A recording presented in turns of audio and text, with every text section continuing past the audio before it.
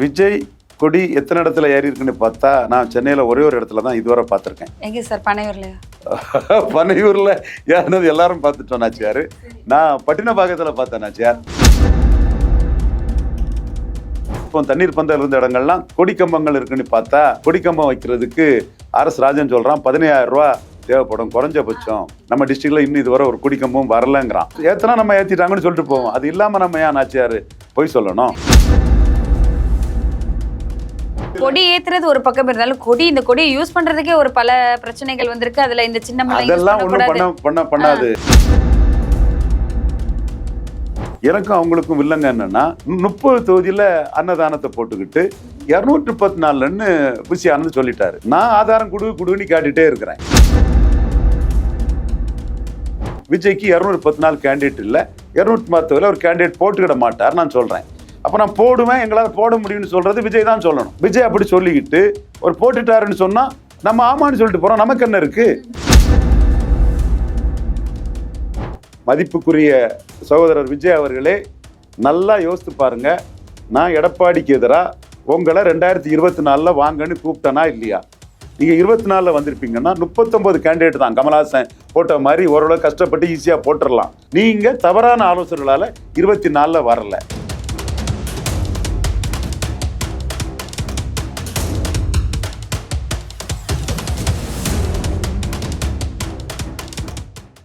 வணக்கம் சார். வணக்கம் சரி, எல்லா இடங்கள்லயுமே பிடிக்குதோ பிடிக்கலையோ எல்லா இடங்கள்லயுமே ஒரு விஷயம் தான் அதிகமா பேசிட்டு இருக்காங்க. விஜய் கொடியில வந்துட்டு வெளியிட்டதுல நிறைய சர்ச்சைகள் வந்திருக்கு. அதுக்கு சப்போர்ட் பண்ணி சீமானவர்களும் என்னைக்கு பேசுறீங்க, என் தம்பியை நான் வரவேற்கிறேன் அப்படின்னு சொல்லி பேசியிருக்கிறாரு. உங்களது கருத்து? விஜய் கொடி எத்தனை இடத்துல ஏறி இருக்குன்னு பார்த்தா நான் சென்னையில ஒரே ஒரு இடத்துல தான் இதுவரை பார்த்துருக்கேன். எங்க சார்? பனையூர்லையா?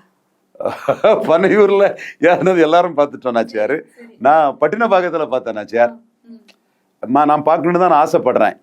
அதை சென்னையில் அவங்க ஆர்கனைஸ் பண்ணி கோடை காலத்தில் தண்ணீர் பந்தல்லாம் வச்சுருந்தாங்க. ஈக்குவலாக சிவகார்த்தியன் மன்றமும் ஈக்குவலில் கொஞ்சம் குறவு தான், விஜய் மன்றம் தான் ஜாஸ்தி வச்சுருந்தாங்க.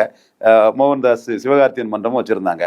அதே மாதிரி இப்போ தண்ணீர் பந்தல் இருந்த இடங்கள்லாம் கொடி கம்பங்கள் இருக்குன்னு பார்த்தா கொடி கம்பம் வைக்கிறதுக்கு RS ராஜன் சொல்கிறான் 15,000 ரூபா தேவைப்படும் குறைஞ்சபட்சம். RS ராஜன் கன்னியாகுமரியில சொல்கிறான். நம்ம டிஸ்ட்ரிக்ட்ல இன்னும் இதுவரை ஒரு கொடி கம்பம் வரலங்கிறான். அப்போ நான் உடனே வரலான்னு முடிவு பண்ணிடல. 4 இருக்குன்னு 1.5 வருஷம் இருக்குதுல்ல. அப்போ அவங்க கொடி கம்பத்தை நிறைய ஏற்றுவாங்க. 16 மாசம் இருக்கு சார், அதுக்குள்ள ஏற்றிடலாம். ஏற்றினா நம்ம ஏற்றிட்டாங்கன்னு சொல்லிட்டு போவோம். அது இல்லாமல் நம்ம ஏன் நாச்சியார் போய் சொல்லணும்? இப்போ ஒரு கொடி கம்பம் பட்டினப்பாக்கத்தில் நான் பார்த்துட்டேன். மீனவ மக்கள் பகுதியில் ஒன்று பார்த்துட்டேன். பட்டொலி வீசி பறக்குது. இதில் எனக்கும் அவங்களுக்கும் இல்லைங்க என்னன்னா 30 தொகுதியில் அன்னதானத்தை போட்டுக்கிட்டு 214ன்னு புசி ஆனந்த் சொல்லிட்டாரு. நான் ஆதாரம் குடுன்னு காட்டிட்டே இருக்கிறேன். அது தினத்தந்திட்ட கேட்டேன். சுகுமாரன் அந்த நியூஸ் போட்டது நான் பார்த்து செக் பண்ணுறேன்னு சொன்னேன். அதுக்கு பிறகு அவங்களே புசி ஆனந்த் சொன்னதை நாங்கள் போட்டுட்டோன்னு கையை கழுவிட்டு போயிட்டாங்க. எங்களுக்கு தெரியாது, புசி ஆனந்த் சொன்னதை நாங்கள் போட்டோன்னு கை கழுவிட்டு போயிட்டாங்க. ஓகே, அவங்க தப்பு இல்லை. ஏன்னா அவருக்கு கிளைமாட்டு அதை சொல்கிறாங்க. அப்போ கிளைம் பண்ணுறவர் தான் அந்த ஆதாரத்தை சொல்லணும். 214 இடத்துல அன்னதானம் போட்டாங்கன்னா அவங்க இன்னைக்கு மாடர்ன் இதில் அவங்களுக்கு உள்ள ஒரு ஏதாவது வெப்லையோ எதுலையோ 214 தொகுதியிலையும் இவர் போட்டாருன்னு அந்த செய்தியோட 214 படத்தையும் போட்டுட்டோம்னா நம்ம ஆமான்னு சொல்லிட்டு போயிடுவோம். ஆனால் நம்ம தொடர்ந்து கேட்டுட்டு இருக்கோம். அவருக்காக கலர்கலரா ரீல் ஓடக்கூடியவங்களும் அவருக்காக பொங்கி எழக்கூடியவங்களும் ஆதாரத்தை கொடுக்க முடியல. அப்போ இவங்களெல்லாம் ஏமாளி, இழிச்சவாயன், கேனையன், பைத்தியக்காரன், நம்ம என்ன சொன்னாலும் நம்புவான் சூழ்நிலையில ஆதாரம் இல்லாமல் எப்படி சார் அவங்க பேசுவாங்க தைரியமா? அப்ப ஆதாரத்தை வாங்கி தரணும்ல நாச்சியார், உங்களால முடியுமா? கண்டிப்பா கொடுத்தா வாங்கி தருவேன் சார். நீங்க கேட்டே கொடுக்கல, நான் கேட்டு எப்படி கொடுப்பாங்க? அது சரி, நீங்க நம்ம அதைத்தான் நம்ம கேட்டுட்டு இருக்கிறோம். இப்ப ஆதாரங்களை தான் நம்ம அதுல உங்களை கார்னர் பண்றோம். இந்த இடத்துலதான் நான் என்ன பண்றேன்னா, விஜய்க்கு 214 கேண்டிடேட் இல்ல, 210 ஒரு கேண்டிடேட் போட்டுக்கிட மாட்டார் நான் சொல்றேன். அப்ப நான் போடுவேன், எங்களால் போட முடியும்னு சொல்றது விஜய் தான் சொல்லணும். விஜய் அப்படி சொல்லிக்கிட்டு ஒரு போட்டுட்டாருன்னு சொன்னா நம்ம ஆமான்னு சொல்லிட்டு போறோம். நமக்கு என்ன இருக்கு? தந்தை பெரியார்கிட்ட கடவுள் இல்லைன்னு சொல்றீங்களே, கடவுள் உங்க முன்னாடி வந்தா என்ன சொல்லுவீங்கன்னு கேட்டாங்க. பெரியார் என்ன சொன்னாரு? இருக்காருன்னு சொல்லிட்டு போறேன். அது மாதிரி 214 போட்டுட்டாருன்னு சொல்லிட்டு போறேன். போட்டுக்கிட மாட்டாருங்கிறது என்னோட கணிப்பு. நார்கோவில் RS ராஜன் அதான் சொல்றான். நம்ம ஊர்ல ஆள் இல்லைனே, கேண்டிடேட் வெயிட்டாட்டி யாருமே இல்லைனே 6 தொகுதியிலையும் அப்படின்னு RS ராஜன் நார்கோவில்ல இருந்து அவன் முக்கியமான ஒரு ஆள் தான் அந்த தம்பியே சொல்றான். இதே கருத்து தான் தேனியில இருந்து டாக்டர் அரவிந்த் சொல்றாரு. இதே கருத்தை தான் கொங்கு மண்டலத்துல இருந்த ஆட்கள் சொல்றாங்க. எத்தனை ஊர்ல அன்னதானம் கொடுத்தாங்கன்னா 1-2 ஊரை சொல்லி 3 தொகுதிக்கு மேல இல்லைன்னு கொங்கு மண்டலத்துல இருந்து தகவல்கள் நமக்கு வருது. இதே கருத்தை ஒரு பஞ்சாயத்து தலைவர் ஒரு கொங்கு நாடார் சொல்றான், ரசிகர்கள் இருக்காங்க சாருங்கிறான் அவன். நம்ம இதையும் ரசிகர்கள் இருக்காங்க சார் நம்ம சொல்றது நம்ம மறைக்க வேண்டிய அவசியம் இல்லை. நம்ம சொல்றோம் அருந்ததியெல்லாம் ரசிகர்கள் நிறைய இருக்காங்க சார்ன்னு சொல்றாப்புல. கொடியேறி இருக்காப்பா சொல்லு. ரசிகர்கள் இருப்பது உண்மைதானே? உண்மைதான். அந்த பையன் சொல்றாங்க, நம்ம சொல்றோமே ரசிகர்கள்லாம் ஓட்டு இல்லையே, கொடியேறி இருக்கா சொல்லுப்பா. அன்னதான திட்டம் அவங்க உங்க தொகுதியில கொடுத்தாங்களான்னு சொன்னா அது நான் பார்க்கல சார், எனக்கு தெரியாம நடந்திருக்கலாமா சார், பார்க்கல சார்ன்னு அவன் அந்த கருத்தை சொல்றான். சரி, கொடியேறின இடத்துல எத்தனை ஊர்ல மிட்டாய் கொடுத்தாங்க, எத்தனை ஊர்ல பட்டாசு வெடிச்சாங்க, அதுவும் வெளிப்படையா நமக்கு ஒன்றும் பெருசா தெரியல. எத்தனை ஊர்ல இது பேருந்தில் சென்ற பெண்களுக்கு விஜய் ரசிகர்கள் கொடியேற்ற மிட்டாய் கொடுத்த காட்சின்னு எத்தனை பத்திரிகையில செய்தி வந்து, எத்தனை தொலைக்காட்சியில செய்தி வந்து. ஒரே ஒரு மதுரையில மட்டும் நம்ம ஊரு நம்ம மக்கள் வந்து ஆட்டுக்கறி வெட்டி 1000 பேருக்கு கொடுத்தாங்கன்னு மதுரையில மட்டும் ஒரு செய்தி வந்திருக்கு. நம்ம அவுட்ரைட்டா நம்ம எதையுமே இல்லைன்னு சொல்லக்கூடாது நாச்சியார். மதுரையில் மட்டும் ஒரு செய்தி வந்திருக்கு, அது கொடிக்கம்ப அனுமதி இல்லை, அதுக்கப்புறம் அங்கே மேலூர்ல எங்கே போய் ஏத்துனாங்கன்னு மதுரையில வந்து. மதுரையில தான் ஆள போறான் தமிழம் போஸ்டர் வரும். அப்ப அந்த போஸ்டர் எங்க இருந்து வரும்? தலைமையில இருந்து வரும், மதுரையில இருந்து வரல. எங்க இருந்து வரும்? தலைமையில இருந்து வரும், மதுரையில இருந்து வரல. அப்ப இதுவும் தலைமையில இருந்தா மதுரையில ஏத்திருக்காங்களா? ஸ்பான்டேனியஸா எங்கேயும் கொடி ஏத்தலையா? இன்னும் ஏத்துவாங்களா? எப்ப ஏத்த போறாங்க? எவ்வளவு கொடி ஏத்த போறாங்க? இங்கதான் பார்க்கணும். இதுல கொடி ஏத்துறது ஒரு பக்கம் இருந்தாலும் இந்த கொடியை யூஸ் பண்றதுக்கே ஒரு பல பிரச்சனைகள் வந்திருக்கு. அதுல இந்த சின்ன அதெல்லாம் ஒண்ணும் பண்ணாது நாச்சியார். அது போட்டா கொடி ஏத்தனா என்ன பண்ண முடியும்? அதிமுக கொடியை சசிகலா அம்மையார் ஏத்துறாங்க, யார் தடுத்துருவாங்க? இவரு ஜெயக்குமார் தான் சும்மா கீர்ன ரெக்கார்ட் பிளேட் மாதிரி ஏத்தக்கூடாதுன்னு பேசிட்டு இருந்தாரு. அவரே சோர்ந்து போய் அதை பேசுறதே விட்டுட்டாரு. சசிகலா அம்மையார் ஏத்திட்டு தான் இருக்கிறாங்க. கொடி ஏத்தனா யாரு என்ன கேட்க போறா? சும்மா தாராளமா ஏத்தலாம், அதெல்லாம் ஒன்றும் பிரச்சனை இல்லை. ஏத்துறதுக்கு வேணும்னா 15000 ரூபா வேணும் ஒரு இடத்துல கொடி ஏற்றதுக்கு. இப்போ ரஜினிக்கெல்லாம் கமலுக்கெல்லாம் அந்த மாதிரி சொந்த காசு செலவழிக்கிறதுக்கு நிறைய பேர் இருந்தான். தன் முகத்தை காட்டாம சொந்த காசு செலவழிக்க நிறைய இருந்தான். சிவாஜி கணேசனுக்கெல்லாம் எக்கச்சக்கம் இருந்தான், ஓட்டு தான் வரல. ஆனா தமிழ்நாடு ஃபுல்லா சிவாஜி கணேசனுக்கு கொடியா இருந்து. விஜய் அவர்களுக்கு இல்லையா சொந்த காசு செலவழிக்க ஆள் இல்லையா? அதுதான் மேட்ரு. சிவாஜிக்கு சொந்த காசு செலவழிக்க இருந்தான். சிவாஜி அரசியல்ல பலதரப்பட்ட தன்மைகள் எடுத்து ஷைன் பண்ணாம போயிட்டாரு. ஆனா எந்த பார்ப்பும் இல்லாம தன் காசை அவருக்காக செலவழிக்கிறதுக்கு நிறைய பேர் இருந்தான். அதே மாதிரி கமல்ஹாசனுக்கு நிறைய பேர் இருந்தான். இது எப்படின்னா, எம்ஜிஆர் சிவாஜி காலத்தில் உள்ள ரசிகர்களுக்கு பிடிப்பும் தீவிரத்தன்மையும் ரஜினி கமல் காலத்துல அந்த ரசிகர்களுக்கு பிடிப்பும் தீவிரத்தன்மையும் கிடையாது. அடுத்த கட்டம் வந்து விஜய் காலம். விஜய் காலத்துல விஜய் அஜித் எல்லாம் சும்மா கிடையாது. அப்போ ஒரு கட்டத்துல விஜய் சூர்யா தான் இருந்தாங்க, அப்ப அஜித் இல்ல. அந்த 7ஆம் அறிவு, வேலாயுதம், அந்த அழகிய தமிழ் மகன், வேல், இந்த இடத்துலலாம் வந்து ஒரு 3-4 வருஷம் விஜய் எல்லா இடமே ஒரு அந்த ஃபைட்ல இருப்பாரு. விஜய் அதுல மினிமம் கேரண்டில மேல, பெரிய டான்சர், மினிமம் கேரண்டில அவர் அட்டகாசம், அவர் கம்பேரிட்டிவ் இல்லை மற்றவங்க. ஆனா அந்த இடத்துல அஜித் இல்ல, சூர்யா தான் கொஞ்ச காலத்துல இருந்தாரு.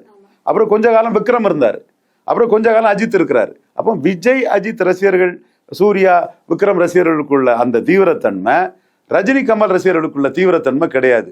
அதனாலதான் கமலஹாசனுக்கு சொந்த பைசாவை போட்டு ஊர்ல தன் முகத்தை காட்டாம, போஸ்டர்ல நான் ஒருத்தன் இருக்குன்னு கூட காட்ட மாட்டான்.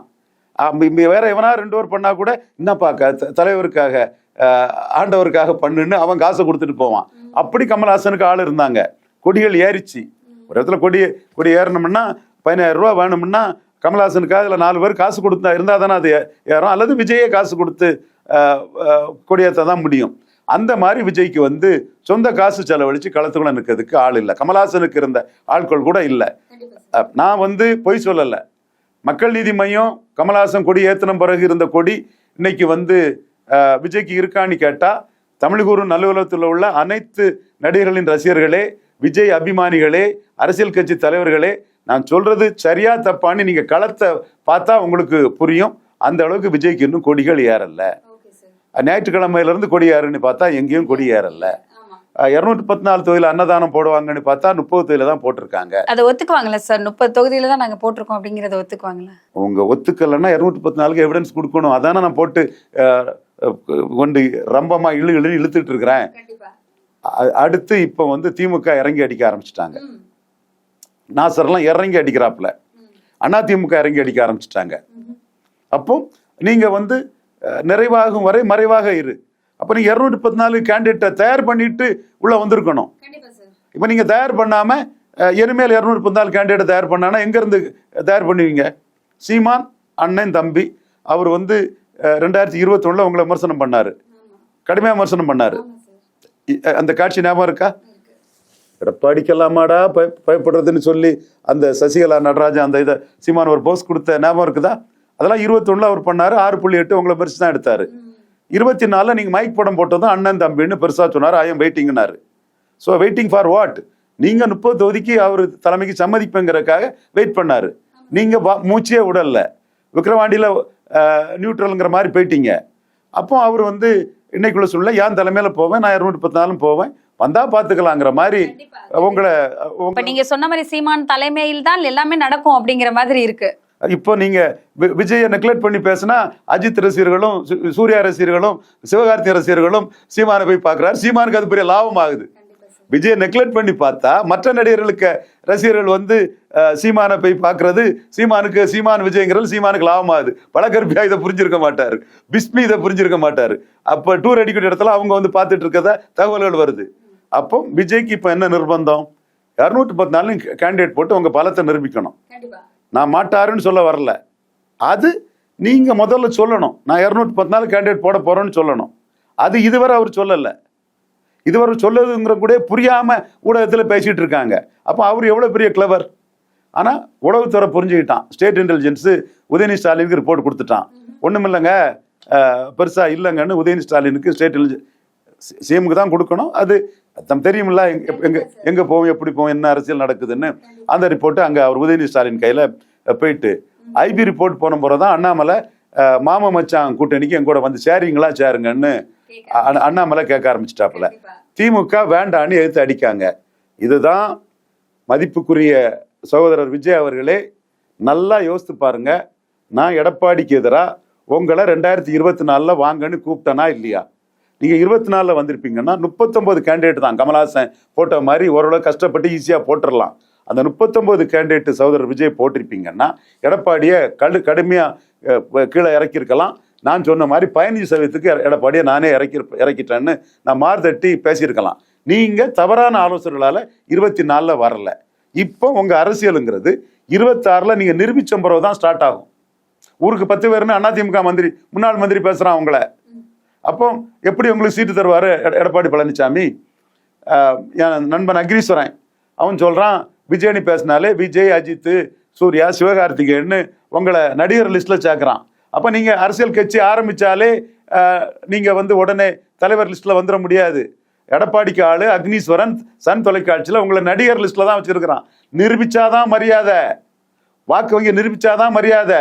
கமல்ஹாசன் நிரூபிச்ச பிறகுதான் ராஜ்யசபா கொடுக்குறாங்க.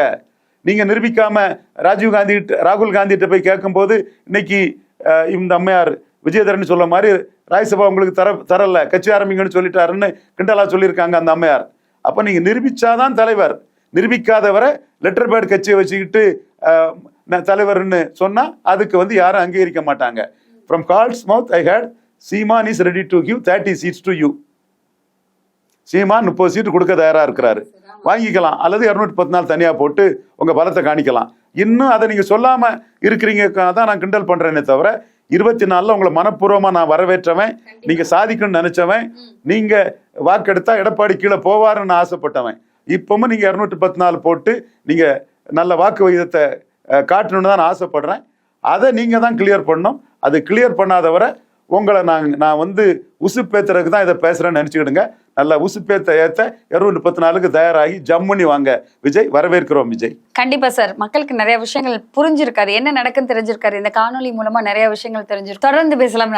நன்றி சார். நன்றி.